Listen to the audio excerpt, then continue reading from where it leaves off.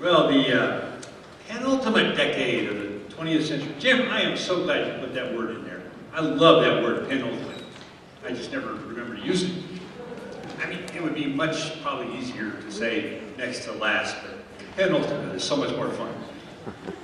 The penultimate decade of the 20th century began with a bang when Mount St. Helens, oh, there's the saxes. I told you they were coming out.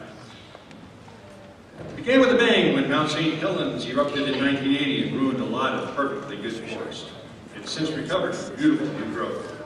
The first space shuttle, Columbia, lifted off in 1981. Voyager 1 visited Saturn in 1981, and Voyager 2 flew by Neptune in 1989 before leaving the solar system less than a year ago. Halley's Comet flew by in 1986. Its next visit will be in 2061. We'll go out and see it. The IBM personal computer was released in 1981. Arcade games and video games were a major industry. Remember Pong, Donkey Kong, Pac-Man? PCs went from being a toy for electronic hobbyists to a full-fledged industry. Apple introduced the first Macintosh computer in 1984 and was the first to use a graphical user interface and a mouse. Walkmans and boomboxes became popular. It had a profound impact on the music industry and youth culture. Cable TV became a sought-after mode of entertainment with HBO and Showtime. VHS won the battle with Betamax.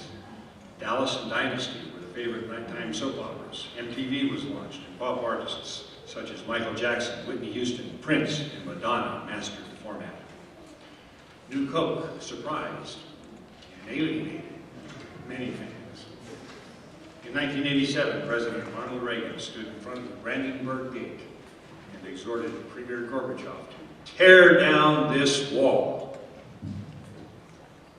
And 2 years later, the Berlin Wall came down.